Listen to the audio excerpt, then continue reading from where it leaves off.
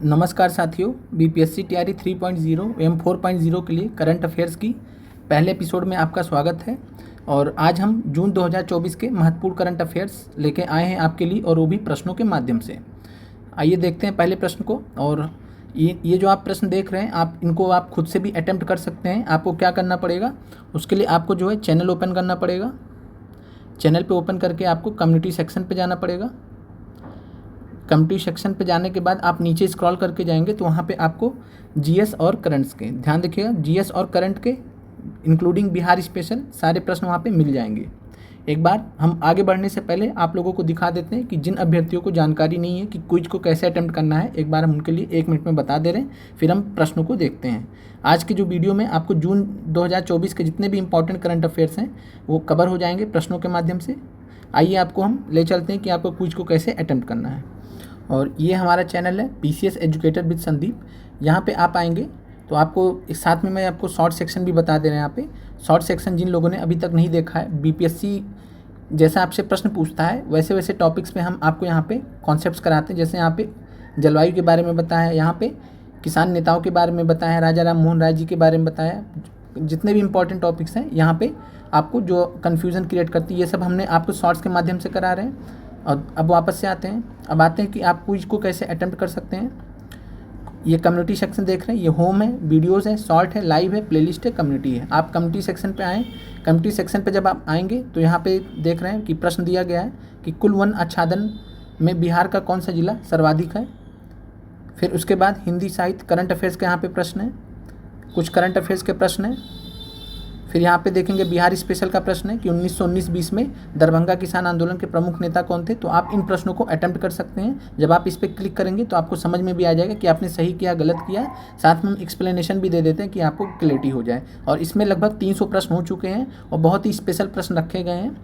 तो आप लोग जो लोग अभी तक इन क्वेश्चंस को नहीं अटेम्प्ट किए, सारे क्वेश्चंस को इसी तरीके से हम नीचे स्क्रॉल करते जाएंगे, प्रश्न पे प्रश्न आपको मिलते जाएंगे। तो आप कभी भी जब भी फ्री हो तो आप इन क्वेश्चंस को अटेम्प्ट कर सकते हैं। तो ध्यान रखिएगा आगे से, और ये आपके परीक्षा में आपके नंबर को जरूर बढ़ा देंगे। तो ध्यान रखिएगा, ये जो क्विज़ है कम से कम आपका 15 से 20 नंबर एक्स्ट्रा बढ़ा देगी। जितना आप वैसे स्कोर करते 15 से 20 नंबर इस जो है आप क्विज़ के माध्यम से आप बढ़ा सकते हैं। अब वापस आते हैं, प्रश्नों पर चलते हैं। और पहला प्रश्न है, विश्व पर्यावरण दिवस 5 जून 2024 का विषय क्या है। विषय को थीम बोलते हैं। तो विश्व पर्यावरण दिवस हर साल 5 जून को मनाया जाता है, आपको बहुत अच्छे से पता है, कई बार परीक्षा में भी पूछा गया। हर वर्ष जब मनाया जाता है तो इसका एक थीम निर्धारित किया जाता है, एक विषय निर्धारित किया जाता है, फिर उसी पर फोकस होने की बात की जाती है। तो बात की जाए विश्व पर्यावरण दिवस 5 जून 2024 का, तो इसका विषय है, ध्यान रखिएगा, भूमि बहाली, मरुस्थलीकरण, सूखा सहनशीलता। तो ध्यान रखिएगा, विश्व पर्यावरण दिवस 5 जून 2024 का विषय थीम है भूमि बहाली, मरुस्थलीकरण, सूखा सहनशीलता। आगे बढ़ते हैं। अगला प्रश्न है, 11 जून 2024 को federation of Indian chambers of commerce and industry, जिसको शॉर्ट में फिक्की बोला जाता है। फिक्की जो है भारत की व्यापारिक संस्था है और काफ़ी जानी मानी संस्था है। तो फिक्की के बारे में प्रश्न करंट अफेयर से आते रहते हैं। तो federation of Indian chambers of commerce and industries का पूरा नाम है। और 11 जून 2024 को फिक्की ने अपना नया महानिदेशक चुना था। महानिदेशक को जो है इंग्लिश में डायरेक्टर जनरल बोलते हैं। तो आपसे प्रश्न पूछा जा सकता है कि जो है फिक्की के नए डायरेक्टर जनरल कौन अपॉइंट हुए हैं। तो आपका आंसर हो जाएगा ज्योति बिज। तो ध्यान रखिएगा, ज्योति बिज जो है फिक्की के नए डायरेक्टर जनरल महानिदेशक नियुक्त हुई हैं। इसके अलावा आपको ये भी ध्यान रखना है कि नवंबर 2023 में अनीश शाह जो ऑप्शन ए में दिख रहे हैं, अनीश शाह को जो है चेयरमैन बनाया गया था फिक्की का। तो इनसे भी प्रश्न आ सकता है। तो चेयरमैन को हिंदी में अध्यक्ष बोलते हैं। तो अगर आपसे पूछेगा फिक्की के अध्यक्ष कौन चुने गए थे या चेयरमैन कौन चुने गए थे, तो अनीश शाह। और अगर फिक्की के महानिदेशक या डायरेक्टर जनरल कौन चुने गए थे, तो आंसर हो जाएगा ज्योति बिज। आगे बढ़ते हैं। और आगे बढ़ने से पहले मैं आप लोगों से यही कहूँगा कि आप लोग सब्जेक्ट पे फोकस रहें, ज़्यादा दिन नहीं बचे हैं। आपके लिए जितने भी महत्वपूर्ण करंट अफेयर्स होंगे हम छोटे छोटे वीडियोस में आपके लिए ले आएंगे, जिसमें आपका ज़्यादा समय नहीं जाएगा। लेकिन आपको जो है फोकस होना पड़ेगा सब्जेक्ट्स पे। जीएस सब्जेक्ट्स पे फोकस हुई, एनसीईआरटी साथ में रिवाइज करते रहिए। आपको एकलव्य सीरीज़ में सब कुछ दिया गया है, वीडियो में लिंक दे दिया जाएगा। जिन लोगों ने अभी तक नहीं देखा है आप उनको जल्द से जल्द कंप्लीट कर ले। और पीआईक्यूज़ को ज़्यादा से ज़्यादा रिवीजन करो, आपको मैक्सिमम प्रश्न वहाँ से मिल जाएंगे। और करंट अफेयर्स आपको जितना बताया जा रहा है बस आप उतना फोकस कर लीजिए। एक्स्ट्रा बहुत ज़्यादा करंट अफेयर्स मत पढ़िए, नहीं तो एग्जाम वाले दिन आप परेशान हो जाएंगे। तो इस चीज़ का आपको ध्यान रहे। और जो आपके लिए महत्वपूर्ण है, हम मेहनत करके आपके लिए ले आ रहे हैं, तो आप जो है हो सके तो शेयर कर दीजिए चैनल को, जितने भी TRE 4 के अभ्यर्थी हैं आपकी जानकारी में, और जो है लाइक और कमेंट जरूर करें कि अगर आप ऐसी क्लासेस और चाहते हैं तो। फिर है I have the streets a Kutti cricket story. I have the streets a Kutti cricket story नामक पुस्तक किस भारतीय क्रिकेट द्वारा लिखी गई आत्मकथा है? तो ये भी जून 2024 में हुआ है, तो इसका आंसर है रविचंद्रन अश्विन। तो ध्यान रखिएगा, रविचंद्रन अश्विन ने अपनी आत्मकथा लिखी है, बुक लिखी है, और रविचंद्रन अश्विन जी की बुक का नाम क्या है? I have the streets a Kutti cricket story. आगे बढ़ते हैं। हिंदी साहित्य भारती पुरस्कार से किसे सम्मानित किया गया है? तो 3 जून 2024 को ये घटना हुई है। तो हिंदी साहित्य भारती पुरस्कार से किसको सम्मानित किया गया है? तो कृष्ण प्रकाश। तो ध्यान रखिएगा, कृष्ण प्रकाश जी को हिंदी साहित्य भारती पुरस्कार से सम्मानित किया गया है। और ये जो है मुंबई के सुपर कॉप के नाम से भी फेमस है। तो मुंबई के सुपर कॉप आप गूगल करिएगा तो आपको कृष्ण प्रकाश जी मिल जाएंगे, काफ़ी सीनियर जो है पुलिस सर्विस में हैं। आगे बढ़ते हैं, और आपको जो है ये इस वीडियो में जून के जितने भी महत्वपूर्ण करंट अफेयर्स हैं वो मिल जाएंगे। बाकी इसके अलावा और कोई होगा तो हम अगले वीडियो में लाएंगे। बाकी हम प्रयास करेंगे कि आपको अगले वीडियो में मई का करंट अफेयर्स देने का, तो क्वेश्चंस के माध्यम से। और आप लोगों को जैसा बताया गया आप अटेम्प्ट जरूर करें क्वेश्चंस को जाके, जितने भी लगभग 300 प्लस क्वेश्चंस हो चुके हैं, हर सब्जेक्ट से हो चुके हैं, तो आप वहाँ जाके क्वेश्चंस को अटेम्प्ट कर लें। प्रश्न है, विश्व आर्थिक मंच द्वारा जारी वैश्विक लैंगिक अंतर सूचकांक। विश्व आर्थिक मंच WEF द्वारा जारी वैश्विक लैंगिक अंतर सूचकांक, तो जेंडर गैप इंडेक्स की बात कर रहा है। ग्लोबल जेंडर गैप इंडेक्स में जो है 2024 में भारत किस स्थान पे है? तो WEF बहुत ही महत्वपूर्ण संस्था है, और WEF द्वारा निकाले गए जितने भी रिपोर्ट्स होते हैं बहुत ही महत्वपूर्ण होते हैं। तो WEF से जो है इस 15 मार्च में प्रश्न भी पूछा गया था कि इसके संस्थापक कौन थे। तो आप कमेंट करके बताइए कि WEF के संस्थापक कौन है। और WEF द्वारा जारी वैश्विक लैंगिक अंतर सूचकांक 2024 में भारत किस स्थान पे है? तो ध्यान रखिएगा, भारत जो है 129वें स्थान पर है। इंपॉर्टेंट है, क्रम याद रखिएगा भारत का। भारत 129वें स्थान पर है। और वैश्विक लैंगिक अंतर सूचकांक 2024 को जारी कौन करता है? तो विश्व आर्थिक मंच, वर्ल्ड इकोनॉमिक फोरम इंग्लिश में बोलते हैं। आगे बढ़ते हैं। G7 शिखर सम्मेलन, ये 50वां शिखर सम्मेलन था, इसलिए महत्वपूर्ण है। किस देश में आयोजित किया गया? 13 से 15 जून 2024 को। तो बहुत महत्वपूर्ण है, आंसर हो जाएगा इटली। ध्यान रखिएगा, इटली ने अध्यक्षता की। G7 शिखर सम्मेलन की अध्यक्षता किसने की? तो भी आंसर हो जाएगा इटली। जिस देश में होता है वही ज़्यादातर केस में अध्यक्ष होता है, तो अध्यक्षता किसने की है G7 शिखर सम्मेलन की? तो इटली ने की है। और बात करें तो इटली की अध्यक्षता में पुगलिया एक जगह है इटली में, 13 से 15 जून को आयोजित हुआ था। और भारत को जो इटली की PM थी उन्होंने आमंत्रण दिया था। इसके अलावा यूक्रेन के मुद्दे पे भी चर्चा हुई, तो यूक्रेन भी पहुंचा था, तो यूक्रेन के भी मुद्दे पे चर्चा हुई। बात करें G7 में कौन कौन से कंट्रीज़ हैं, तो ध्यान रखिएगा G7 में 7 देश आते हैं जो परमानेंट सदस्य हैं इसके।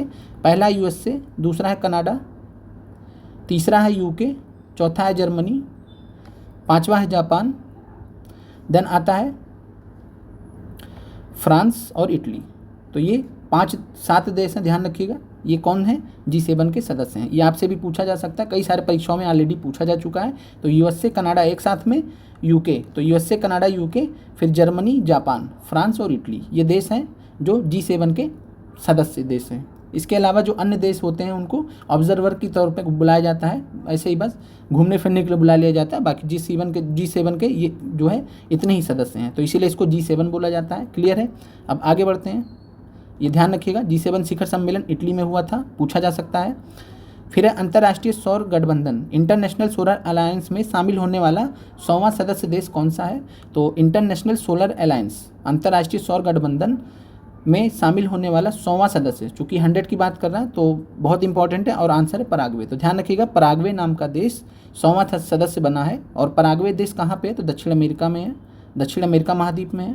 तो ध्यान रखिएगा, दक्षिण अमेरिका महाद्वीप में पराग्वे नाम का देश है, और पराग्वे देश जो है शामिल हुआ अंतर्राष्ट्रीय सौर गठबंधन में। अगर आपसे पूछे अंतर्राष्ट्रीय सौर गठबंधन इंटरनेशनल सोलर अलायंस की स्थापना कब हुई थी, तो आपका आंसर हो जाएगा 2015। तो ध्यान रखिएगा, पेरिस सम्मेलन हुआ था, पेरिस सम्मेलन के बाद इसकी स्थापना हुई थी। और इसकी स्थापना की किसने थी? तो भारत ने, फ्रांस के साथ मिलकर। तो भारत एंड फ्रांस ने जो है नेतृत्व किया था अंतर्राष्ट्रीय सौर गठबंधन का। अगर आपसे पूछे कि इंटरनेशनल सोलर अलायंस का हेडक्वार्टर कहाँ है, अंतर्राष्ट्रीय सौर गठबंधन का हेडक्वार्टर्स कहाँ है, तो आपका आंसर होना चाहिए गुरुग्राम में। ध्यान रखिएगा, भारत में है, तो इसलिए कई बार परीक्षा में ऑलरेडी पूछा जा चुका है, तो ये आ जाएगा, तो फ्री का नंबर हो जाएगा। तो ध्यान रखिएगा, इतनी चीज़ें आपको जानकारी होनी चाहिए। और हमेशा ध्यान रखिए, करंट अफेयर्स कभी फैक्ट में नहीं पढ़ा जाता है, जो भी फैक्ट में पढ़ते हैं वो फैक्ट में दिक्कत होता है, क्योंकि कुछ और पूछ लेगा तो आप गलत कर जाएंगे। जैसे फॉर एग्जांपल WEF का रिपोर्ट नहीं पूछा, ये भी बता दिया कि यहाँ पे हुआ है। इस बार जो 15 मार्च में प्रश्न पूछा ये भी बता दिया कि इस जगह पे इनकी बैठक हुई है। अब आप बताइए कि इसके संस्थापक कौन थे, अब बताइए। इसलिए आपको करंट अफेयर भी एक कॉन्सेप्ट के रूप में पढ़ना होता है। अब आते हैं पर्यावरण प्रदर्शन सूचकांक, इन्वायरमेंटल परफॉर्मेंस इंडेक्स 2024 में भारत की स्थिति क्या है। तो पर्यावरण प्रदर्शन सूचकांक इन्वायरमेंटल परफॉर्मेंस इंडेक्स 2024 में भारत की स्थिति बहुत ही खराब है, और 180 देश है उसमें 176वें स्थान पर। बताइए, 180 देश है उसमें 176वें स्थान पर है, इसलिए काफ़ी खराब मानी जाएगी। तो पर्यावरण प्रदर्शन सूचकांक में ध्यान रखिएगा, इन्वायरमेंटल परफॉर्मेंस इंडेक्स में भारत की रैंक है 176, और इसको किसके द्वारा जारी किया, तो अगेन इंपॉर्टेंट है, वर्ल्ड इकोनॉमिक फोरम द्वारा। तो वर्ल्ड इकोनॉमिक फोरम इसको जारी करता है। आगे बढ़ते हैं। बाकी हम आपको एक शॉर्ट्स के माध्यम से एक वीडियो दे देंगे जो आपके लिए इंपॉर्टेंट होंगे। सभी आपको नहीं रटना है, सभी आपको नहीं पढ़ना, जो इंपॉर्टेंट आपके लिए इंडेक्स होंगे, रिपोर्ट्स होंगे, वो आपको बता देंगे, जो आपके परीक्षा में पूछे जा सकते हैं। फिर है दुनिया का सबसे ऊंचा रेलवे पुल जिस पर भारतीय रेलवे ने पहला ट्रायल रन किया, किस नदी पर स्थित है। तो दुनिया का सबसे ऊंचा रेलवे पुल तो ऑलरेडी बन गया, काफ़ी पहले बन गया, साल भर हो गया तो, लेकिन इस पर भारतीय रेलवे ने अपना पहला ट्रायल रन किया है, चूँकि ऊपर से ट्रेन गुजरनी है तो इसलिए ये इंपॉर्टेंट हो गया है, तो ध्यान रखिएगा। और ये नदी है चिनाब नदी के ऊपर बना है, बहुत ही ज़बरदस्त, पूरे विश्व में सबसे ऊंचे स्थान पर। तो दुनिया का सबसे ऊंचा रेलवे पुल है, सबसे ऊंचा रेलवे पुल है, और किस नदी पर बना है, तो ध्यान रखिएगा चिनाब नदी पर। और चिनाब नदी के बारे में आप जानते हैं तो जम्मू कश्मीर में स्थित है। तो जम्मू कश्मीर क्षेत्र में जो है भारतीय रेलवे ने पहला ट्रायल रन किया है, और किस नदी पर, चिनाब नदी पर। तो महत्वपूर्ण है, ध्यान रखिएगा। आगे बढ़ते हैं। यूक्रेन शांति शिखर सम्मेलन 2024 कहाँ आयोजित किया गया, बहुत महत्वपूर्ण है। तो यूक्रेन शांति शिखर सम्मेलन 2024 कहाँ आयोजित किया गया है, तो आंसर हो जाएगा स्विट्जरलैंड। तो ध्यान रखिएगा, स्विट्जरलैंड में आयोजित किया गया है यूक्रेन शांति शिखर सम्मेलन। और यूक्रेन का आप मसला देख ही रहे हैं, शांति चाहिए ही उसको। फिर है भारत के पहले समुद्रयान मिशन का नाम क्या, ये महत्वपूर्ण है, आपसे पूछा जा सकता है। ये थोड़ा पहले आया था लेकिन फिर भी बार बार जो है न्यूज़ में आता रहता है। अब जब कोई करंट अफेयर्स की घटनाएं बार बार न्यूज़ में आती हैं तो उससे प्रश्न पूछा जा सकता है। तो भारत का पहला समुद्रयान मिशन का क्या नाम है, मिशन मत्स्य 6000, मिशन मत्स्य 6000 नाम है इसका। और ऐसा नाम क्यों 6000 की, क्योंकि ये 6000 की गहराई तक जाएगा। ये क्या है, पनडुब्बी है, और पनडुब्बी को जो है हिंद महासागर में नीचे छोड़ा जाएगा समुद्र के अंदर, और ये पनडुब्बी नीचे जाएगी 6000 मीटर तक। तो 6000 मीटर तक जाएगी, तो 6000 मीटर तक की गहराई की खनिजों का ये पता लगाएगा। तो ध्यान रखिएगा। और ये 3 व्यक्तियों को ले जा सकता है, कितने व्यक्तियों को, 3 व्यक्तियों। किसने बनाया है, ये भी बहुत इंपॉर्टेंट है, तो national institute of ocean technology. तो ध्यान रखिएगा, national institute of ocean technology Chennai में स्थापित है संस्था। तो national institute of ocean technology Chennai ने 3 व्यक्तियों को ले जाने वाला पनडुब्बी जहाज बनाया है, और जिसका नाम है मत्स्य 6000, और उस मिशन को नाम दिया गया मिशन मत्स्य 6000। तो यहाँ पे कोई ये प्रश्न समझ में आ गया होगा। तो ध्यान रखिएगा, समुद्रयान मिशन भी इसको बोला जा रहा है, क्योंकि समुद्र के अंदर यान जा रहा है। पाओ नुर्मी गेम्स 2024 एथलेटिक्स मीट में जेवलिन पुरुष वर्ग में किसने स्वर्ण पदक जीता है। तो पाओ नुर्मी गेम्स 2024 एथलेटिक मीट में जेवलिन पुरुष वर्ग में किसने स्वर्ण पदक जीता, तो आंसर हो जाएगा नीरज चोपड़ा। और नीरज चोपड़ा जहाँ चले जाएंगे तो उनसे आगे कोई जा सकता है क्या, तो आप कहेंगे बिल्कुल नहीं। कोई गोल्ड मेडल तो नीरज भाई का ही रहेगा, क्योंकि इनसे तगड़ा कोई दूर जो है भाला फेंक नहीं सकता, जेवलिन कोई फेंक नहीं सकता। तो और इनका रिकॉर्ड तो 88 मीटर प्लस है, लेकिन यहाँ पे इन्होंने 85.97 मीटर का दूरी पे फेंका था जेवलिन को। तो 85.97 मीटर भी याद रखना आपको, ये भी पूछा जा सकता है, पूछा भी गया, और इन्होंने गोल्ड जीता। तो ध्यान रखिएगा, स्वर्ण पदक जीता है। और इसमें बात करें तो जो है टोनी कैरेनन है, ये दूसरे स्थान पे थे, ओलिव हेलेंडर है तीसरे स्थान पे थे। आगे बढ़ते हैं। और ये आपका जून का ही घटना है, तो ध्यान रखिएगा। अंतर्राष्ट्रीय योग दिवस 2024 का विषय क्या है, तो आपको पता है कब मनाया जाता है अंतर्राष्ट्रीय योग दिवस, तो 21 जून को मनाया जाता है। तो अंतर्राष्ट्रीय योग दिवस 2024 का विषय थीम क्या है, स्वयं एवं समाज के लिए योग। स्वयं भी योग करिए और समाज के लिए भी योग करिए। और हमेशा ध्यान रखिए, थीम जब भी आपको पता करना हो तो थीम दिए गए विकल्पों में, अगर आपको नहीं पता है तो दिए गए विकल्पों में जो सबसे अच्छा लगे देखने में, सबसे अट्रैक्टिंग लगे, सबसे अच्छा लगे, वही आपका आंसर हो जाता है। अब यहाँ पे देखिए, करे योग, रहे निरोग, स्वास्थ्य के लिए योग, स्वयं एवं समाज के लिए योग। तो यहाँ पे स्वयं एवं समाज के लिए जो योग है ये आपको ज़्यादा अट्रैक्टिंग कर रहा है कि अपनी भी बात कर रहा है, देखिए समाज की भी बात कर रहा है, तो ये ज़्यादा अच्छा है। तो थीम्स ऐसे ही बनाए जाते हैं। तो ये क्लियर हो गया आपको। आगे बढ़ते हैं। 16वें वित्त आयोग फाइनेंस कमीशन के अध्यक्ष कौन है? तो 16वें वित्त आयोग फाइनेंस कमीशन के अध्यक्ष, बहुत इंपॉर्टेंट है, ध्यान रखिएगा। अभी तक नहीं पूछा गया, पूछा जा सकता है, और ये पहले हुआ है तो थोड़ा पहले की भी घटनाएं हैं जो हमने उनको ले लिया है, तो कोई दिक्कत वाली बात नहीं है। आपको बस करंट अफेयर से मतलब होना चाहिए कि इंपॉर्टेंट है जो आपके लिए। 16वें वित्त आयोग के अध्यक्ष कौन है? तो 16वें वित्त आयोग के अध्यक्ष हैं अरविंद पनगड़िया जी। तो अरविंद पनगड़िया जी है, और ये ध्यान रखिएगा अरविंद पनगड़िया जी हैं। और इसके अलावा जो है बात करें फाइनेंस कमीशन वित्त आयोग अनुच्छेद 280 के तहत भारत के राष्ट्रपति द्वारा स्थापित किया जाता है, ये आपको मालूम है। आगे बढ़ते हैं। T20 विश्व कप 2024, T20 विश्व कप 2024 जिसे भारत ने हाल ही में जीतकर विजेता बना। आपको पता ही है कि भारत विश्व विजेता बना है, T20 विश्व कप जीता है। तो अगर आपसे पूछे कि इन कि T20 विश्व कप 2024 की मेज़बानी किसने की थी? मेज़बानी का मतलब होता है किस देश में यह क्रिकेट मैच पूरा वर्ल्ड कप आयोजित कराया गया था। तो ऑप्शन है वेस्ट इंडीज़, यूएसए, मैक्सिको। तो यहाँ पे आंसर हो जाएगा एक से अधिक है, तो ध्यान रखिएगा वेस्ट इंडीज़ और यूएसए में हुआ था। तो अकेले वेस्ट इंडीज़ में नहीं पॉसिबल है, और यूएसए में पहली बार हुआ है। तो ध्यान रखिएगा यूएसए में पहली बार वर्ल्ड कप आयोजित हुआ है, और वेस्ट इंडीज़ में इससे पहले भी हो चुके हैं। तो ध्यान रखिएगा वेस्ट इंडीज़ और यूएसए में संयुक्त रूप से मेज़बानी की थी किसकी? T20 विश्व कप 2024 की। और ये प्रश्न पूछा जा सकता है, और इस प्रकार का भी प्रश्न ऑलरेडी पूछा गया है। एशिया कप वाला याद कीजिए, अभी आपने हेड टीचर का देखा था, तो एशिया कप वाला पूछा था, 2 देश थे वहाँ पे। यहाँ भी 2 देशों ने मिलकर T20 विश्व कप 2024 की मेज़बानी की है। कौन कौन? वेस्ट इंडीज़ और यूएसए। और जब आप मैप में देखेंगे तो वेस्ट इंडीज़ के बगल में ही यूएसए है। यूएसए का जो टिप है नीचे, आप वहाँ से नीचे जब आएंगे तो वहाँ पे वेस्ट इंडीज़ मिल जाएगा। तो यूएसए और वेस्ट इंडीज़ ने मिलकर मेज़बानी की थी। और अगर आपसे पूछ ले कि जो 2023 में 50-50 वर्ल्ड कप हुआ था, जिसमें भारत को ऑस्ट्रेलिया के हाथों फाइनल में शिकस्त झेलनी पड़ी थी, तो वो कहाँ हुआ था? तो आपको पता ही है कहाँ पे हुआ था, भारत में हुआ था। फिर अंतरिक्ष में 1000 दिन पूरा करने वाली, जून 2024 की वापस से घटना है। तो अंतरिक्ष में 1000 दिन पूरा करने वाले विश्व के प्रथम अंतरिक्ष यात्री कौन बने हैं? तो ऐसे प्रश्न आयोग बहुत पूछता है। तो अंतरिक्ष में 1000 दिन पूरा करने वाले, व्यतीत करने वाले विश्व के प्रथम अंतरिक्ष यात्री कौन है? तो ध्यान रखिएगा ओलेग कोनेनेनको, ये रूस के हैं। तो ओलेग कोनेनेनको रूस के हैं, और ये इन्होंने अंतरिक्ष में 1000 दिन जो है बिता के इन्होंने नया रिकॉर्ड बनाया। इतना दिन तक अभी तक कोई रुका नहीं था, तो विश्व के प्रथम अंतरिक्ष यात्री बने हैं। नाम ध्यान रखिएगा, पूछा जा सकता है, महत्वपूर्ण है। फिर है NPCI international payments limited, NPCI international payments limited. और NPCI का फुल फॉर्म होता है national payment corporation of India. NPCI international payments limited, तो NIPL इसका शॉर्ट फॉर्म है। और NPCI को जब इंटरनेशनल लेवल पे बात किया जाता है, national payment corporation of India को जब इंटरनेशनल लेवल पे बात किया जाता है तो NIPL बोला जाता है। तो ध्यान रखिएगा, ने किस देश के साथ में UPI पेमेंट के लिए समझौता किया है? बहुत महत्वपूर्ण सवाल है इस बार के लिए। तो NPCI इंटरनेशनल पेमेंट्स लिमिटेड ने किस देश के साथ में UPI पेमेंट के लिए समझौता किया? तो आंसर है पेरू। तो ध्यान रखिएगा, पेरू देश आप जानते ही हैं चिली के साथ में है। तो पेरू देश दक्षिण अमेरिका में, उसके साथ में NPCI इंटरनेशनल पेमेंट्स लिमिटेड ने NIPL ने UPI पेमेंट के लिए समझौता किया जून में। तो महत्वपूर्ण है, याद रखिएगा।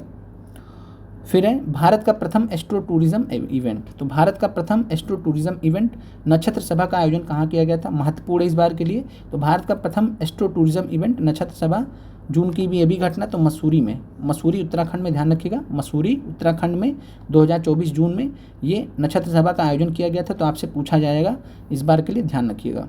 और आप तो ये ध्यान रखिएगा नक्षत्र सभा। और आप लोग एक चीज़ ध्यान रखिएगा, हम आपको जितने भी महत्वपूर्ण करंट अफेयर्स हो सकते हैं अपनी तरफ से प्रयास करके दे देंगे। इसके अलावा आप करंट अफेयर्स के पीछे मत भागिए, मत परेशान हुई। करंट अफेयर्स को कोई नहीं करेक्ट कर पाया आज तक, ध्यान रखिए। आएगा तो सब में से फंस जाएगा, नहीं फंसेगा तो किसी में भी नहीं फंसेगा। तो इस चीज़ को आप समझिए। GS पे मैं बार बार कह रहा हूँ, GS और NCERT पे फोकस करिए। जो भी इंपॉर्टेंट है हम आपको अपनी तरफ से दे दे रहे हैं। बाकी हमने आपको क्विज में बताया, आप वहाँ पे भी जाके अटेम्प्ट कर सकते हैं। आगे बढ़ते हैं। फिर है जलवायु परिवर्तन सूचकांक, जलवायु परिवर्तन प्रदर्शन सूचकांक बहुत महत्वपूर्ण है। क्लाइमेट चेंज परफॉर्मेंस इंडेक्स 2024, इसको 8 दिसंबर 2023 को जारी किया गया, लेकिन ये बहुत ही महत्वपूर्ण है।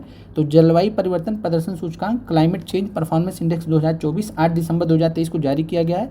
इसके बारे में कौन सा कथन सही है?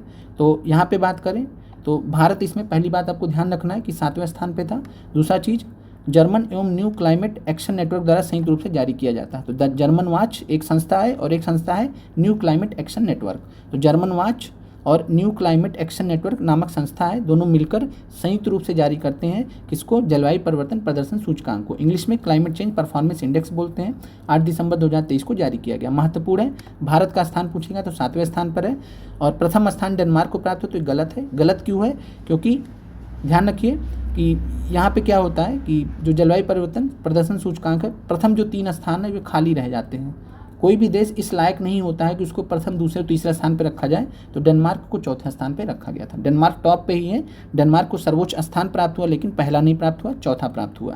तो ध्यान रखिएगा, 5वां आता, 6वां आता, 7वां आता, भारत 7वें पर है। तो अच्छी पोजीशन है भारत के हिसाब से, तो समझ गए होंगे आप। इसलिए प्रथम स्थान डेनमार्क को प्राप्त हो, ये टेक्निकली गलत है। क्यों गलत है, क्योंकि प्रथम 3 स्थान जो है वो किसी देश को आवंटित नहीं किए गए। कारण था कि जो इनके पैमाने हैं जलवायु परिवर्तन प्रदर्शन सूचकांक के, क्लाइमेट चेंज परफॉर्मेंस इंडेक्स के जो पैमाने हैं, जो स्टैंडर्ड्स हैं, उस पर ये देश खरे, कोई भी देश खरा नहीं उतरा। अभी तक का यही रिकॉर्ड है, टॉप 3 स्थान अभी तक, जब से ये इंडेक्स आ रहा है, टॉप 3 खाली ही जाता है, चौथे से स्टार्ट ही होता है और चौथा स्थान डेनमार्क को मिलता है। फिर है नवंबर 2023 में किसे 8वें आश्चर्य का दर्जा मिला है, तो वंडर आप समझते ही हैं। तो नवंबर 2023 में 8वें आश्चर्य का दर्जा, 8वें वंडर का दर्जा, ध्यान रखिएगा, अंकोर वाट मंदिर को मिला है। अंकोर वाट मंदिर को मिला है। और अंकोर वाट मंदिर कहाँ पे स्थित है, तो कंबोडिया देश में स्थित है, दक्षिण पूर्व एशिया में कंबोडिया में स्थित है अंकोर वाट मंदिर, ध्यान रखिएगा, काफ़ी ऐतिहासिक मंदिर है। फिर आते हैं आपके सामने, बहुत ही महत्वपूर्ण प्रश्न है, आकांक्षी ब्लॉक प्रोग्राम, इसको बोलते हैं aspirational block programme. Aspirational block programme की पहली डेल्टा रैंकिंग बहुत महत्वपूर्ण है, तो ध्यान रखिएगा, दिसंबर 2023 की है, लेकिन महत्वपूर्ण है, तो ध्यान रखिएगा, जो महत्वपूर्ण है वो हम आपको करा दे रहे हैं। और आकांक्षी block programme, aspirational block programme की पहली डेल्टा रैंकिंग के संबंध में कौन सा कथन सही है, तो इसे नीति आयोग द्वारा जारी किया गया था 7 दिसंबर 2023 को, तो ये बात सही है। और ध्यान रखिएगा, एस्पायरेशनल ब्लॉक प्रोग्राम को कौन जारी करता है, डेल्टा रैंकिंग को, तो नीति आयोग द्वारा। और नीति आयोग कौन है, तो नीति आयोग जो है भारत सरकार की थिंक टैंक संस्था है और भारत सरकार द्वारा जो डायरेक्टली काम कराए जाते हैं नीति आयोग से ही कराए जाते हैं, तो नीति आयोग का काफ़ी ज़्यादा महत्व भी है।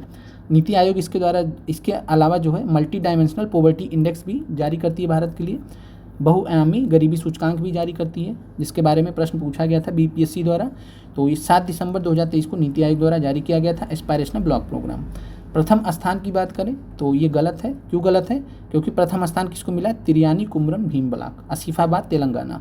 तो तिरयानी कुमरम भीम ब्लॉक आसिफाबाद में पड़ता है तेलंगाना में, तो ब्लॉक का नाम याद रखिएगा, तेलंगाना याद रखिएगा, तिरयानी कुमरम भीम ब्लॉक तेलंगाना में इसको पहला स्थान, इस ब्लॉक को पहला स्थान मिला है। और कौशाम्बी ब्लॉक उत्तर प्रदेश में इसको दूसरा स्थान मिला। तो जस्ट उल्टा हमने कर दिया था, चूँकि क्वेश्चन बनाना होता है, फ्रेम करना होता है, तो हमने क्या किया, इसको प्रथम में लिख दिया था, लेकिन ये स्टेटमेंट गलत है, तो ये गलत है। और ये जो टिक वाला मार्क देख रहे हैं, इसका मतलब है ये सही है। तो पहला स्टेटमेंट सही रहा, फिर ये गलत रहा, तो यहाँ पे हो जाएगा तिरयानी, पहला स्थान किसको मिला, तिरयानी कुमरम भीम ब्लॉक तेलंगाना को, सेकंड स्थान किसको मिला, कौशाम्बी ब्लॉक उत्तर प्रदेश वाले को। आगे बढ़ते हैं। नवंबर 2023 में भारत का पहला दूरसंचार उत्कृष्टता केंद्र कहाँ खोलने की बात की गई है, घोषणा की गई। तो नवंबर 2023 में भारत का पहला, देखिए जो चीज़ भारत का पहला होता है वो इंपॉर्टेंट होता है, तो भारत का पहला दूरसंचार उत्कृष्टता केंद्र ये आईआईटी रुड़की परिसर में, आईआईटी रुड़की पड़ता है, आईआईटी रुड़की के बारे में आपने सुना होगा, सहारनपुर उत्तर प्रदेश में। तो ध्यान रखिएगा, आईआईटी रुड़की सहारनपुर उत्तर प्रदेश में नवंबर 2023 में भारत का पहला दूरसंचार उत्कृष्टता केंद्र खोलने की घोषणा की गई है, महत्वपूर्ण है।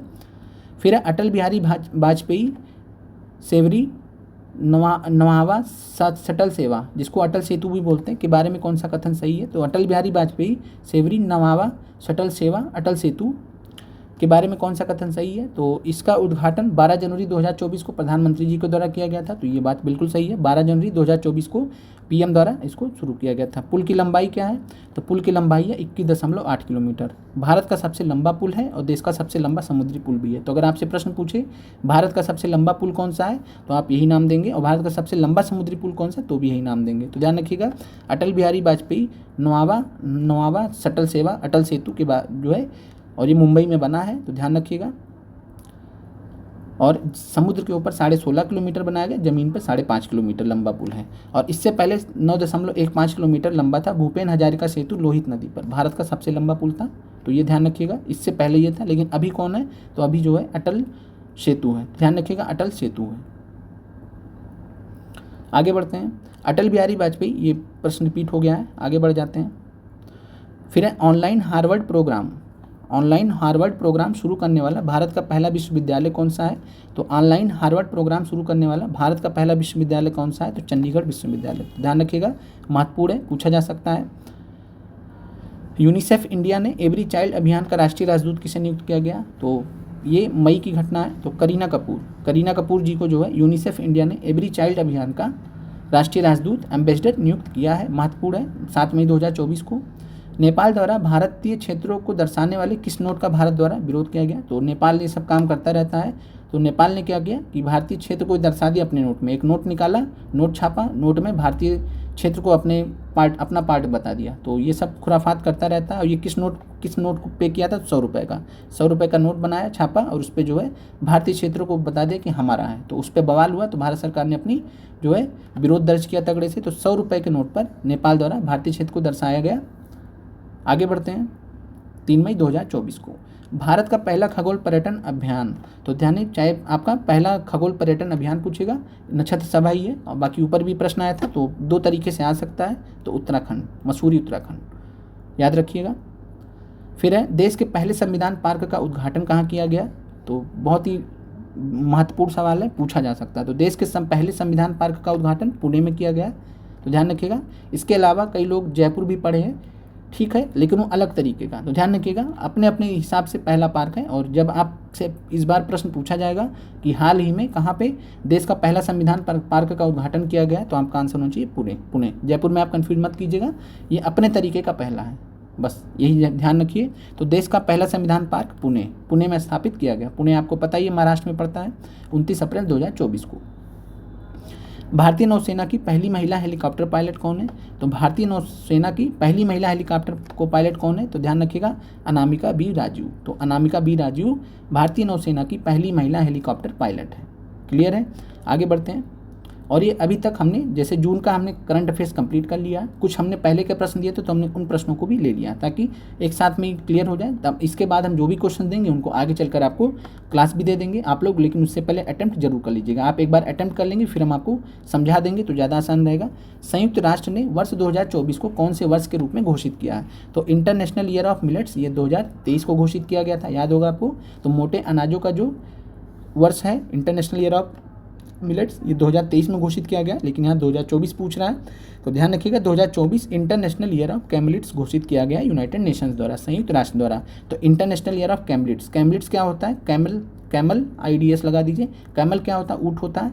तो ऊँट की प्रजाति के लिए, तो ऊँट की समस्त प्रजाति को कैमलिट्स बोला गया। तो ऊँटों के जो है संरक्षण के लिए कह सकते हैं, तो ऊँटों के लिए जो है इंटरनेशनल ईयर ऑफ कैमलिट्स 2024 है। तो ध्यान रखिएगा, इंटरनेशनल ईयर ऑफ कैमलिट 2024 आएगा, तो यही ऑप्शन रहेगा आपका, हिंदी में भी यही रहेगा। तो इंटरनेशनल ईयर ऑफ कैमलिट्स ही लिखा रहेगा, तो कैमल से आप कंफ्यूज मत होइएगा। तो आगे बढ़ते हैं, ध्यान रखिएगा, महत्वपूर्ण है ये। भारतीय संसद के इतिहास में सबसे कम उम्र के लोकसभा सांसद बनने वाले व्यक्ति कौन से हैं? तो भारतीय संसद के इतिहास में सबसे कम उम्र के लोकसभा सांसद वाले, महत्वपूर्ण सवाल है, आंसर है पुष्पेंद्र सरोज। तो ध्यान रखिएगा, पुष्पेंद्र सरोज जी जो है ये बने हैं भारतीय संसद के इतिहास में सबसे कम उम्र के लोकसभा सांसद। कौशाम्बी लोकसभा निर्वाचन क्षेत्र से ये भी पूछा जा सकता है, किस निर्वाचन क्षेत्र से चुन के गए हैं, और इनकी उम्र है 25 वर्ष 3 महीने 3 दिनों। आपको पता है सांसद बनने के लिए कितना चाहिए होता है? तो आप कहते हैं 25 वर्ष, सांसद बनने के लिए 25 वर्ष। और जो है कुछ मतलब आपको एक कन्फ्यूजन रहा होगा कि प्रधानमंत्री बनने का सबसे कम उम्र क्या होता है। तो देखिए, प्रधानमंत्री 2 तरीके से बन सकते हैं, PM 2 तरीके से बन सकते हैं। जैसे मोदी जी हैं, तो मोदी जी कहाँ से चुन के गए? तो आप कहेंगे लोकसभा से। लोकसभा के किस निर्वाचन क्षेत्र से? तो आप कहेंगे बनारस से। तो मोदी जी बनारस से चुन के गए लोकसभा के, तो लोकसभा सांसद हैं। तो जो लोकसभा सांसद होंगे तो उनके लिए सबसे कम उम्र कितनी मानी जाएगी अगर वो प्रधानमंत्री बनना चाहते हैं? मान लीजिए कोई भी लोकसभा सांसद हो, प्रधानमंत्री बनना चाहते हैं, तो उनको कितना उम्र निकालना पड़ेगा? 25 वर्ष। तो लोकसभा सांसद के लिए 25 वर्ष कम से कम। तो 25 वर्ष अगर लोकसभा से सांसद है तो PM बन सकते हैं। अगर राज्यसभा है, इसको मैं हटा दे रहा हूँ। अगर राज्यसभा है तो राज्यसभा का सबसे मिनिमम वर्ष कितना होता है राज्यसभा का सदस्य बनने के लिए? आप कहेंगे 30 वर्ष। क्लियर है? तो जो है भारत के जो इससे पहले प्रधानमंत्री थे, कौन थे? तो डॉक्टर मनमोहन सिंह जी। तो मनमोहन सिंह जी ये राज्यसभा से चुन के गए थे, इन्होंने इलेक्शन कंटेस्ट नहीं किया था। तो ये राज्यसभा से चुन के गए थे डॉक्टर मनमोहन सिंह जी। तो अगर कोई व्यक्ति राज्यसभा से चुनकर जाएगा और भारत का प्रधानमंत्री बनेगा तो उसको कम से कम 30 वर्ष होना चाहिए। तो क्लियर हो गया। तो भारत का प्रधानमंत्री बनने के लिए 25 वर्ष और 30 वर्ष दोनों, 25 वर्ष लोकसभा में, 30 वर्ष अगर राज्यसभा का सांसद है या सदस्य है तो। क्लियर हो गया होगा आपको ये चीज़। अब आगे बढ़ते हैं, क्लास आपकी समाप्त होती है। आप कमेंट करिए और चैनल को ज़्यादा से ज़्यादा शेयर कीजिए। और हम आपके लिए जो है बहुत ही निस्वार्थ भाव से काम कर रहे हैं। काफ़ी समय जाता है लेकिन फिर भी हम अपना समय आपकी बेहतरी के लिए दे रहे हैं कि हम आपके लिए अच्छा कर पाएँ। आप हमारे से जुड़े हैं, भरोसा कर रहे हैं, तो हम आपकी भरोसे पर खरे उतर पाएँ। हालांकि मेरे लिए आसान नहीं था आपके लिए करंट अफेयर्स की क्लासेस लाना, लेकिन मैं अब अपनी पूरी मेहनत से आपके लिए कम से कम कुछ क्वेश्चंस तो ले आऊँगा जो आपके परीक्षा दृष्टि से महत्वपूर्ण हो। और मैं बार बार कह रहा हूँ जीएस रिवाइज़ कीजिए। जीएस को जो आपको प्रीवियस ईयर क्वेश्चंस कराए गए चैनल पे उनको बार बार रिवाइज़ कीजिए। अगर आपको वैसे बुक से पढ़ने का मन नहीं कर रहा है तो आप क्वेश्चंस को रिवाइज़ कीजिए। 2000 PIQs प्लेलिस्ट देखिए, वहाँ से आप खुद प्रश्नों को सॉल्व कर सकते हैं। हमने पूरा एक्सप्लेनेशन बताया, उन एक्सप्लेनेशन को सुन लीजिए। मैक्सिमम क्वेश्चंस आपको डायरेक्टली इनडायरेक्टली पेपर में मिलने वाले हैं। इसके अलावा एकलव्य सीरीज़ हम चला रहे हैं। एकलव्य सीरीज़ में आपको महत्वपूर्ण क्वेश्चंस रखे जा रहे हैं, महत्वपूर्ण टॉपिक्स कवर किए गए बहुत ही कम समय में। सोचिए, क्लास 6 का जो भूगोल का मैराथन है केवल 1 घंटे में, क्लास 7 का भूगोल का मैराथन केवल 1.5 घंटे में। सोचिए, इतना कम समय में आप बुक भी नहीं पढ़ पाइएगा और इतने कम समय में आपका, और वो भी पूरा आपको समझ में आएगा। जो जो ज़रूरी चीज़ें सब कुछ समझ में आएगा। और इसके अलावा मैथ की प्लेलिस्ट, हम ये सभी प्लेलिस्ट आपको कमेंट सेक्शन में दे देंगे। जिनको देखना हो वो देख सकते हैं। और जो लेट में वीडियो देखेंगे तो हो सकता है कुछ कमेंट्स आ जाएँ, मैसेजेस आ जाएँ, तो आप एकदम से नीचे तक स्क्रॉल करके देख लीजिएगा, आपको कहीं ना कहीं ये चारों प्लेलिस्ट मिल जाएंगी। और इन्वायरमेंट की प्लेलिस्ट दे देंगे क्योंकि इन्वायरमेंट की भी क्लासेस अपडेट हो रही हैं, तो इन्वायरमेंट की भी प्लेलिस्ट। तो इतना आप देखिए, अच्छे से रिवाइज कीजिए। तो इस चीज़ को समझिए। और प्रश्न आपके एनसीईआरटी से ही बनेंगे और हम आपको क्विज़ में एनसीईआरटी आधारित क्वेश्चंस भी करा रहे हैं, तो इस चीज़ का आपको ध्यान रहे। तो मिलते हैं अगले वीडियो में। और आप लोग परेशान मत हो, घबराएं नहीं, रिवीजन जो है आप करिए, बहुत ज़्यादा नया पढ़ने के चक्कर में मत पड़िए। इसलिए हम आपको बता रहे करंट अफेयर्स हम जितना आपको बता रहे बस उतना कर लीजिए। 50 चैनलों पर जाकर करंट अफेयर्स मत कवर कीजिए, इधर से उधर आता किसी का नहीं। अगर आएगा तो सबका आ जाएगा, नहीं तो किसी का नहीं आएगा। तो इतना ध्यान रखिए, बीपीएससी है वो, बीपीएससी आयोग है वो, ठीक है। बहुत एडवांस होता है, कहाँ से क्या पूछ ले। कई बार होता है 1 महीने से सब पूछ लेता है, कई बार होता है कि 3-3 4-4 साल पहले का पूछ लेता है। तो लिमिटेड होता है, हम इसमें उतना मेहनत नहीं कर सकते हैं। लेकिन जितना आपके लिए हम आसान बनाने के लिए कि आप भटके नहीं, जीएस पे फोकस कीजिए, एनसीईआरटी जो आपको पढ़ाया गया उस पर फोकस कीजिए, अच्छा पेपर हो जाएगा आपका। ठीक है, मिलते हैं अगले वीडियो में।